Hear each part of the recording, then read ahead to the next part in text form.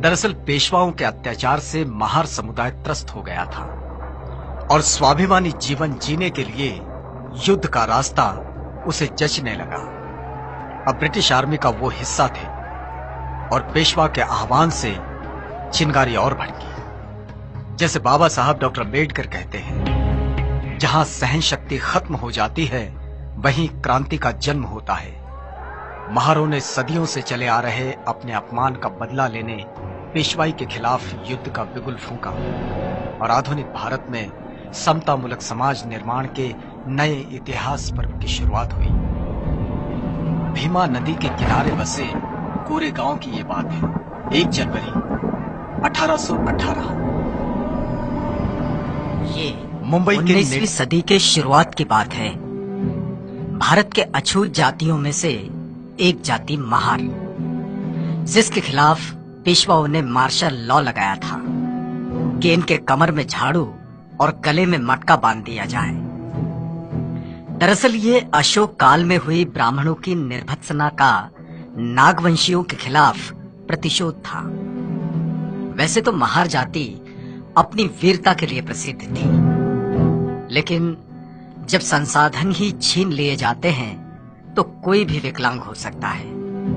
बहरहाल महार अपनी खोई प्रतिष्ठा और अस्मिता को संरक्षित करने की मंशा में थे और अंग्रेज भारत में अपनी सत्ता स्थापित करने की जुगत में। ऐसे में अंग्रेजों की नजर महारों पर टिकी, जो कद काठी में मजबूत और निडर वृत्ति के थे। अंग्रेजों ने ब्रिटिश भारत की सेना में महारों के लिए दरवाजे खोल दिए और उन्हें फौजी शिक्षा भी दी।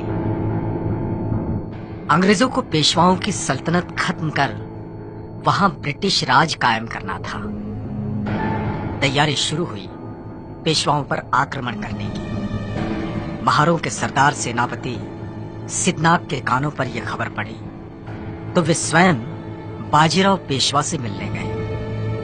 पेशवा बाजीराव से सिद्धनाथ ने कहा, अंग्रेजों की तरफ से लड़ने की हम अछूतों की कोई इच्छा नहीं और यह हमें पसंद भी नहीं। यदि हम तुम्हारी ओर से लड़कर अंग्रेजों को यहां से भगा दें और यदि हम ऐसा कर लें तो तुम्हारे राज्य में, तुम्हारी सेना में हमारा स्थान क्या होगा।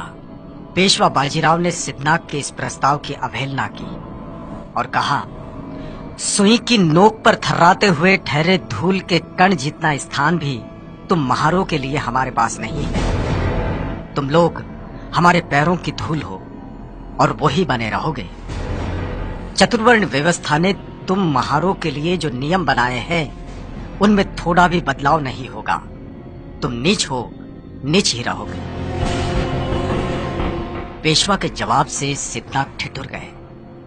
उनका खून खौलने लगा और वे गरज पड़े, हम आज तक तुम्हारे अन्याय अत्याचार सहते रहे, लेकिन अब तुमने स्वयं ही अपनी मृत्यु रेखा खींच ली है। महारों ने शस्त्र उठा लिए हैं। अब ये उच्च वर्णीय मगरूरी मिट्टी में मिल जाएगी। युद्ध की भाषा हमसे ना करो। इसी माटी में जन्म हुआ है हमारा और यहीं पले बढ़े हैं हम। इस मिट्टी की लाज अब ना लुटेगी। अपने न्याय हकों के लिए युद्ध करना कोई पाप नहीं है। ये ही युद्ध की अंतिम घोषणा है। और इस ऐलान के साथ सिद्धनाथ वहां से निकल गए। दरअसल पेशवाओं के अत्याचार से महार समुदाय त्रस्त हो गया था और स्वाभिमानी जीवन जीने के लिए युद्ध का रास्ता उसे जचने लगा।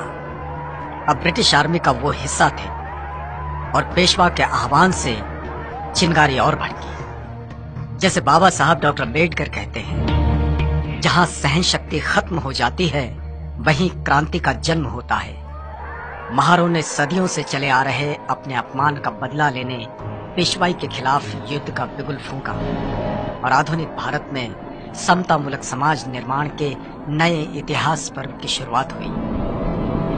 भीमा नदी के किनारे बसे कोरे गांव की ये बात है।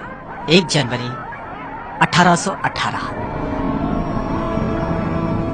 मुंबई के नेटिव इन्फेंट्री के 500 जवान, जो सभी महार जाति से थे, 250 घुड़सवार और 2 तोपें, कैप्टन स्टॉटन का नेतृत्व, और सामने पेशवा के 25,000 से भी ज्यादा पैदल सैनिक और 3,000 घुड़सवार। इनका सामना होने से पहले कैप्टन स्टॉटन 25 मील पैदल चलकर 1 जनवरी 1818 की सुबह कोरेगांव पहुंचे थे। जवान थके हुए थे और युद्ध शुरू हुआ। महार सेना का नेतृत्व रत्नाक, जतनाक और भीकनाक कर रहे थे। एक दिन एक रात ये युद्ध चला और देखते ही देखते पेशवा के 25,000 सैनिकों का धुआं हो गया। 500 महार सैनिकों के सामने पेशवा की विशाल सेना पौनी साबित हुई। इसमें अंग्रेजी सेना के 276 लोग गिरे। लड़ाई के धरातल पर महारों का सामर्थ्य किस स्तर का है, ये बात पूरी दुनिया ने देखी और ये इतिहास इस घटना से गौरवान्वित हुआ। युद्ध में वीर गति को प्राप्त हुए सैनिकों की शौर्य गाथा दुनिया के इतिहास में अमर हुई, जो भीमा कोरेगांव के इस 75 फीट ऊंचे विजय स्तंभ पर दर्ज है। इस क्रांति स्तंभ, विजय स्तंभ को सैल्यूट करने बाबा साहब डॉक्टर अम्बेडकर हर साल 1 जनवरी को यहां जरूर आते थे।